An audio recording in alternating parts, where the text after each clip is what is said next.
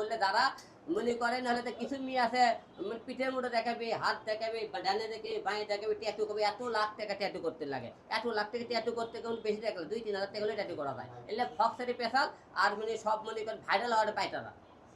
ভাই কেউ লাইভে আছেন? কেউ লাইভে আছেন? ভাই দুইটা সুজন ভাই লাইভে আছেন? ঠিক আছে। আচ্ছা যাই হোক আমরা আপনি ইচ্ছা করে আমার লাইভটা করে দিলেন না কিন্তু ঠিক আছে সমস্যা ছিল আচ্ছা এ ভাই পরে নাইকে যাই আমরা ওই শেষ করব আদান দিই। এখন আপনি ওটা ভাইরাল হওয়া লাগবে, ক্লিয়ার কথা। আপনি এরকম করে কবেন এই যে ট্যাটুটা ধরে টাউন দিয়ে, ঠিক আছে? আমি এত টাকা দিয়ে ট্যাটুটা করছি, ভাইরাল আজকে যা কমেন্ট চাই। হ্যাঁ মানে যা যা কমেন্ট তুই করে দিও। আমাদের ডায়লগগুলো কি একই রকম হয় নাকি সবার ক্ষেত্রে? কেন? আমি দেখছি ম্যাক্সিমাম টাইমে দেখছি যে মানে যতগুলো মানে মডেল আসে এই রলমের কাছে সবাইকে আপনারা একই প্রশ্ন করেন কেন?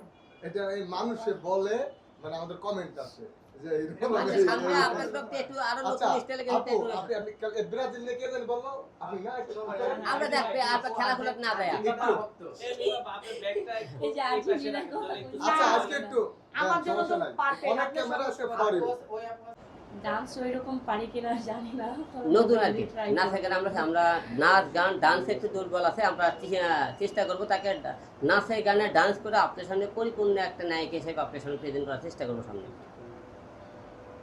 আলম ভাই এই যে নায়িকা তো এসেছে, আপনি নায়িকা বানাইতে চাচ্ছেন আর কি, হয়তো আগে মিউজিক ভিডিও করেন, এখন যেহেতু বললো তাকে নিয়ে আপনি কি মনে করছেন? আজকে তো দেখলেন, পারবে সে আপনার সাথে? না তার সাথে অনেক দিন ধরে যোগাযোগ কথাবার্তা হয়, আজকে নতুন না। তো অবশ্যই সে মনে করেন তার মনে করেন আমি কাজ চলাফেরা অ্যাক্টিং আর্ট এবং তার মনে করেন লুক তো অনেক সুন্দর দেখতেছেন।